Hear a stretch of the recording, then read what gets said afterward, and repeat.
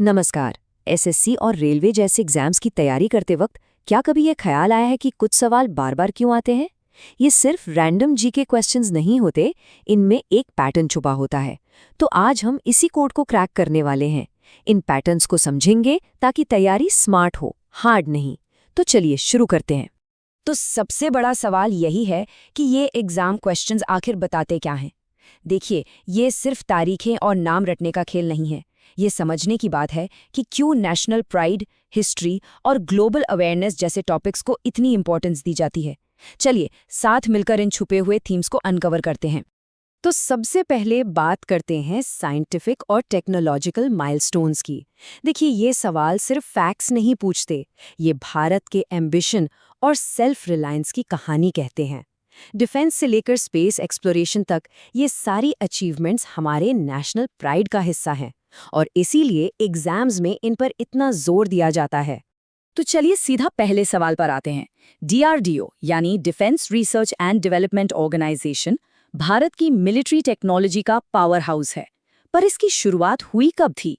इसका formation year Bharat की defence में सेल्फ रिलायंस की जर्नी का एक बहुत बड़ा मोमेंट है। जरा सोचिए, क्या हो सकता है सही जवाब? और सही जवाब है 1958। ये तारीख बहुत ज़रूरी है क्योंकि यहीं से भारत ने अपनी डिफेंस कैपेबिलिटीज़ को बनाने की तरफ एक सॉलिड कदम उठाया था। और आज डीआरडीओ का काम देखिए, अग्नि और पृथ्वी मिसाइल से लेकर अर्जुन मेन बैटल टैंक तक, सब डीआरडीओ की ही देन है। डिफेंस से अब चलते हैं स्पेस की तरफ। अगला सवाल भारत के एक कमाल के इनोवेटिव इनिशिएटिव के बारे में है। पीओएम यानी पीएसएलवी ऑर्बिटल एक्सपेरिमेंटल मॉड्यूल। ये एक रॉकेट के यूज्ड स्टेज को स्पेस में एक साइंटिफिक लैब की तरह रीयूज करता है। कितना ब्रिलियंट आइडिया है ना? तो सवाल यह है कि इसके पीछे कौन सा ऑर्गेनाइजेशन है? जी हाँ, ये है हमारा अपना इंडियन स्पेस रिसर्च ऑर्गेनाइजेशन यानी इसरो। ये इंजीन्यूटी का एक जबरदस्त एग्जाम्पल है। सोचिए, एक रॉकेट के फाइनल स्टेज को स्पेस जंक बनने देने के बजाय इसरो ने उसे जीरो कॉस्ट पर एक्सपेरिमेंट्स के लिए एक प्लेटफॉर्म में बदल दिया। ये सस्टेनेबल भी है और इनक्रेडिबली रिसोर्सफुल भी। बिल्कुल इंडियन इनोवेशन का बेस्ट एग्जाम्पल। चलिए अब जरा टाइम ट्रैवल करते हैं और चलते हैं इतिहास की गलियों में। हिस्ट्री से जुड़े सवाल सिर्फ डेट्स याद रखने के लिए नहीं होते, ये भारत की रिच और कॉम्प्लेक्स कल्चरल हेरिटेज की गहरी जड़ों को समझने के लिए होते हैं। प्री हिस्टोरिक वंडर्स से लेकर इम्पोर्टेंट कल्चरल माइलस्टोन्स तक, ये सवाल उन मोमेंट्स को हाईलाइट करते हैं जिन्होंने हमारी आइडेंटिटी को शेप किया है।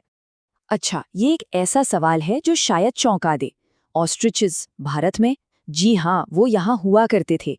ये सवाल हमें ये याद दिलाने के लिए है कि इंडियन सबकॉन्टिनेंट का प्री हिस्टोरिक पास्ट हमारी सोच से कहीं ज्यादा डाइवर्स और सरप्राइजिंग है। तो कौन से पीरियड की बात हो रही होगी?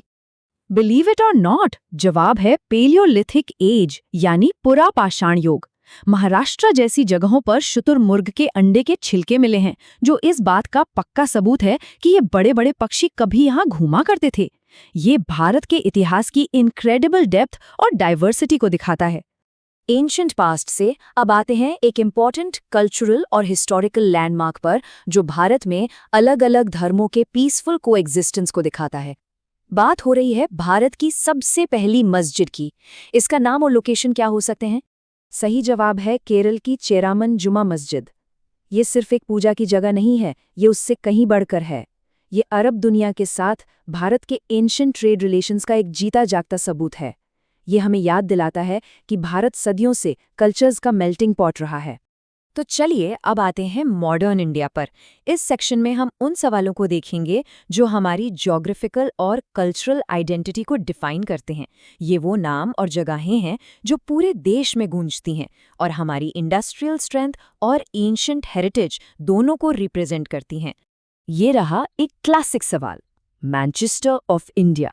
ये निकनेम उस शहर को मिला था जो इंडस्ट्रियल रेवोल्यूशन के दौरान इंग्लैंड के मैनचेस्टर की ही तरह भारत के टेक्सटाइल इंडस्ट्री का दिल था। तो कौन सा शहर है वो? और वो शहर है अहमदाबाद। इसे ये नाम टेक्सटाइल हब के तौर पर इसकी हिस्टोरिकल इंपॉर्टेंस की वजह से मिला, बिल्कुल वैसे ही जैसे इंग्लैंड में मैनचेस्टर को मिला था। चलिए अब एक ऐसी जगह की बात करते हैं जो हमें टाइम में बहुत पीछे ले जाती है, बराबर केव्स। ये भारत की सबसे पुरानी सर्वाइविंग रॉक कट केव्स हैं, जो मौर्यन एम्पायर के टाइम की हैं, मतलब 2000 साल से भी ज्यादा पुरानी। तो ये हैं कहाँ? ये केव्स बिहार में है। जरा सोचिए, ये गुफाएं महान सम्राट अशोक के शासनकाल में बनाई गई थीं। ये एंशिएंट इंडियन इंजीनियरिंग और आर्किटेक्चर का एक शानदार नमूना है। और अब आते हैं हमारे फाइनल सेक्शन पे, की कंटेम्पररी करंट्स, यानी आज के दौर के जरूरी मुद्दे। ये सवाल टेस्ट करते हैं कि हम इंडिया के ग्लोबल रोल और उन इंटरनेशनल इश्यूज को कितना समझते हैं जो हम सब पर असर डालते हैं। आज की दुनिया में एक इन्फॉर्म्ड सिटीजन होने के लिए ये जानना बहुत जरूरी है। ग्लोबल स्टेज पर मिलिट्री अलायंसेस और जॉइंट एक्सरसाइजेज बहुत मायने रखते हैं। ये देशों के बीच रिलेशनशिप्स और स्ट्रेटेजिक पार्टनरशिप्स को दिखाते हैं। 2021 में इंडिया और रशिया ने एक बड़ी जॉइंट मिलिट्री एक्सरसाइज की थी। क्या नाम था उसका? इसका जवाब है इंदिरा 2021। देखिए, ये एक्सरसाइजेस सिर्फ शो ऑफ के लिए नहीं होती, ये बहुत ज़रूरी होती हैं ताकि दोनों देशों की आर्मीज एक साथ मिलकर इफ़ेक्टिवली काम कर सकें, टेक्नोलॉजी शेयर कर सकें और ज़रूरत पड़ने पर एक दूसरे की कैपेबिलिटीज़ को समझ सकें। और आखिर में एक ऐसा सवाल जो हमारे टाइम के सबसे सीरियस एनवायरमेंटल चैलेंजेस में से एक पर है, डेजर्टिफिकेशन और ड्रॉट, यानी मरुस्थलीकरण और सूखा। इनसे दुनिया भर में लाखों लोग अफेक्ट होते हैं। इस इशू पर अवेयरनेस बढ़ाने के लिए एक वर्ल्ड डे डेडिकेट किया गया है। क्या कोई अंदाजा है कि ये कब मनाया जाता है? सही तारीख है 17 जून। ये दिन हमें अपने प्लैनेट की हेल्थ और सस्टेनेबल लैंड मैनेजमेंट की ज़रूरत के बारे में सोचने का मौका देता है। ये एक रिमाइंडर है कि एनवायरनमेंट का ख्याल रखना हम सबकी ग्लोबल रिस्पॉन्सिबिलिटी है। तो टेकअवे क्या है? जैसा कि अब तक हम देख चुके हैं, एग्जाम क्वेश्चंस रैंडम नहीं होते। वो कुछ कोर थीम्स के आसपास घूमते हैं जो भारत की कहानी बताते हैं, हमारी टेक अचीवमेंट्स पर हमारा गर्व, हमारी हिस्ट्री की गहराई, हमारी यूनिक ज्योग्राफी और दुनिया में हमारा बढ़ता रोल। जब हम इन पैटर्न्स को समझ लेते हैं तो हम सिर्फ फैक्ट्स नहीं रट रहे होते, हम एक स्ट्रैटेजिस्ट की तरह स्टडी कर रहे होते हैं। तो आखिर में बस यही एक सवाल उठता है, इन पैटर्न्स को समझना सिर्फ एग्जाम पास करने के लिए नहीं है, ये उन वैल्यूज़ को समझने के बारे में है जो भारत को एक नेशन के तौर पर डिफाइन करती हैं। ये नॉलेज न सिर्फ स्टडी में काम आती है, बल्कि एक एंगेज्ड और इन्फॉर्म्ड सिटीजन के तौर पर भविष्य के लिए भी तैयार करती है।